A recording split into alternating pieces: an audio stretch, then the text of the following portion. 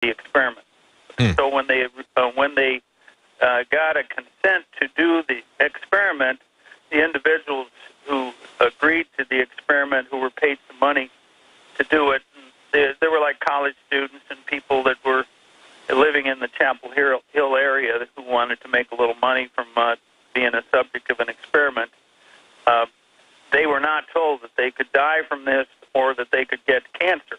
And, of course, they were selecting out people who had respiratory illness, who had heart issues as well. Well, some of them were, and some of them weren't, and the experiments were more than one, so you could say that the subjects of the experiments varied from the experimental methods from one to another. But you have to remember that this has been going on for 20 years. Yeah.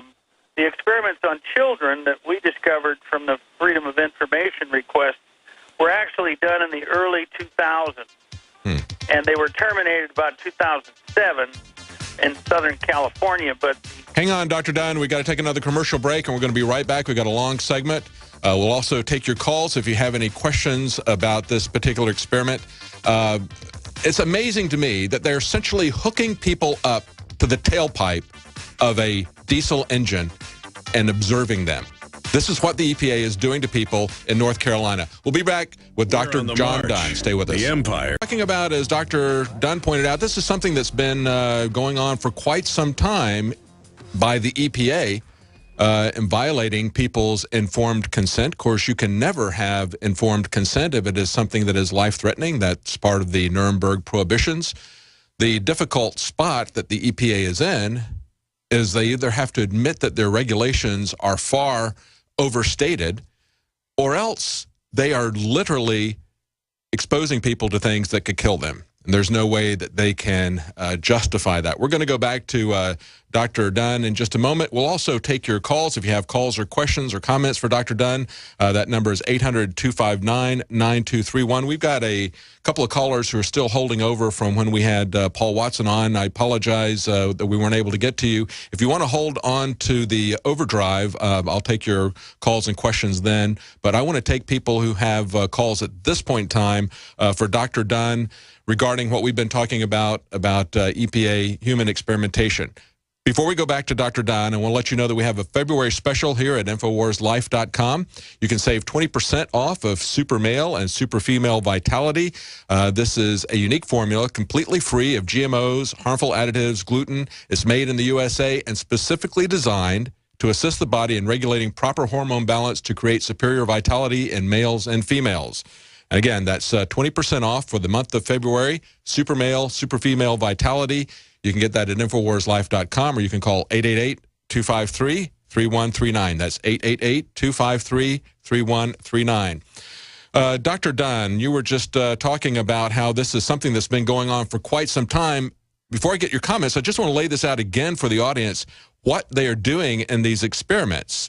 This is EE News, Energy and Environment Policy News, reports about these experiments. They say that the EPA is recruiting asthmatic African-American teenagers now from Raleigh, North Carolina. They're going to get paid $594 for 6 weekly visits, about $100 a week, to answer questions about the exposures that they're going to get. Now, what are they going to do to these kids? Well, they're going to have the recruits brought into study chambers at the EPA's Human Studies Facility at the University of North Carolina in Chapel Hill. They're going to be exposed to air pollutants like diesel exhaust, ozone, or concentrated air particles from car exhaust. That's right. They're going to hook these people. They're going to put them in a small enclosure, hook them up directly to tailpipes, and have them breathe that in. And, of course, they're looking for a few asthmatic African-American teenagers. And, of course, if you're an adult and you help to rope these kids into this situation, you're going to get a little $35 gift card for bringing them in. How's that? A finder's fee, Dr. Dunn? I sent a letter and called the people in charge of the Institutional Review Board at the University of North Carolina. I said, what are you doing? How could you possibly excuse the idea that, on the one hand, the EPA is telling the Congress and the public that these air pollutants are lethal, toxic, and cause cancer, and there is no safe level, and in a laboratory that is sponsored and approved by the EPA and the University of North Carolina School of Medicine, you're exposing people to these air pollutants in chambers at levels that are clearly higher than what the EPA says is a safe level in the United States. And I want to remind you that the EPA has an interesting approach to this. They really, what they say is that there is no safe level, and then every so often they just crank down the level that's acceptable so that they can put another compliance and regulatory rule in effect. Companies and energy companies and coal-fired energy plants are being regulated. And then what they do is a year or two after the first regulation comes in, there's a second regulation that reduces the levels of emissions allowed even more on the theory that there is no safe level for these air pollutants. They want to say that there's no safe level. They have a level that they say will kill you, not just make you sick, and yet they expose these people to 70 times that level. They can't have it both ways. Well, that's true, and the reason that this, think about it this way.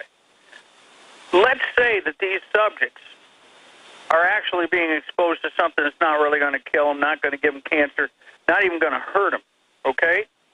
And then they find out that the EPA says that it causes cancer, there's no safe level, it's toxic and lethal.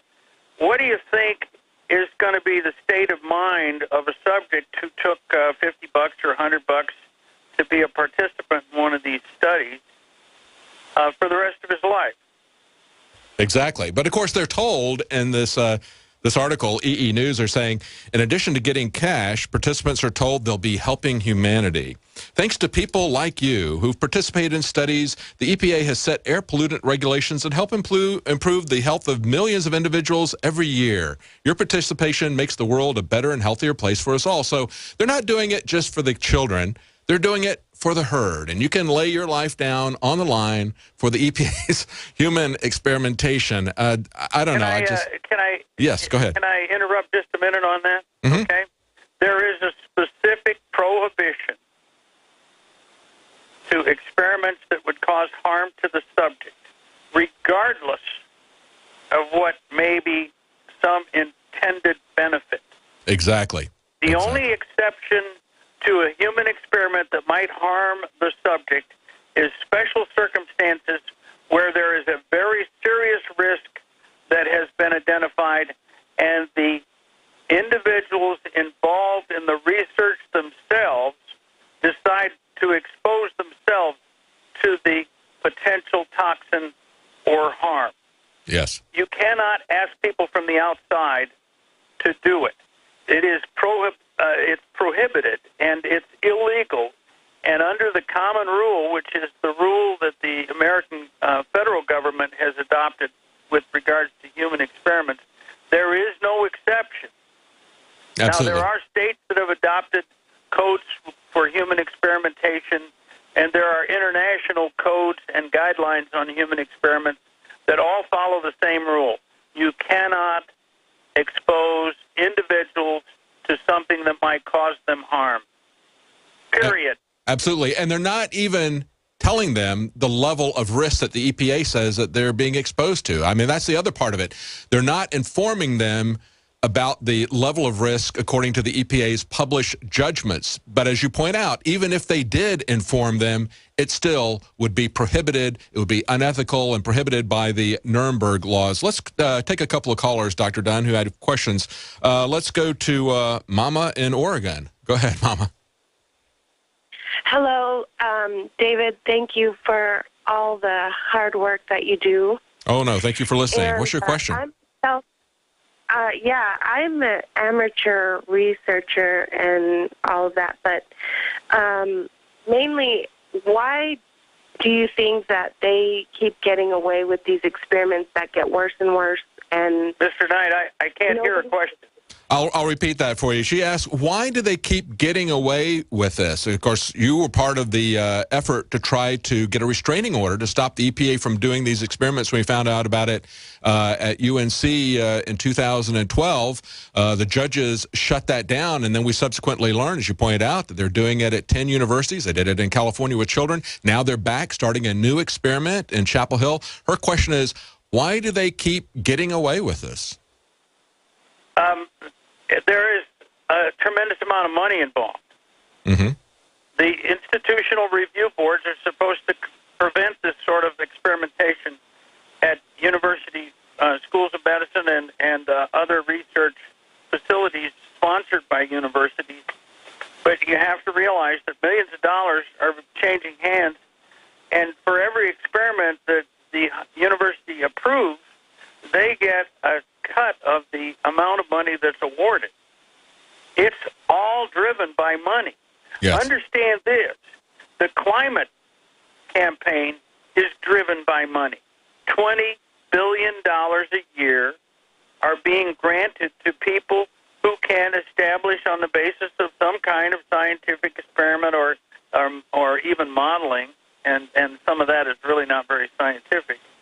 But what amounts to a situation where they're paying for these whores, and the whores are in the institutional review boards. I sent a letter to the 10 deans of the medical schools that are involved in these experiments. And the university medical schools that are involved are University of North Carolina, Rutgers, Rochester, Ohio State, Michigan, Michigan State, Washington University in the state of Washington, UCLA, and University of Southern California, and the Lovelace Clinic, which is affiliated with the University of New Mexico. I sent a letter to the deans of all these medical schools, and I said, okay, here's the deal. You and your institutional review boards are approving experiments on humans that are illegal, unethical, and immoral, if you are to believe what the EPA says, which is that air pollution kills, is lethal in short or long-term ways, and it causes cancer. Did they reply to you? No, not a single one. Mm-hmm. Now, let me tell you another thing that will really irritate the devil out of you. There are, in the Congress of the United States, the Senate and the House, 19 physicians. One of them is a Democrat from the state of Washington. His name is Jim McDermott, and he's a crazy leftist, and there's no point in me writing him a letter about anything. He's a psychiatrist too, so you got to give him a wide berth.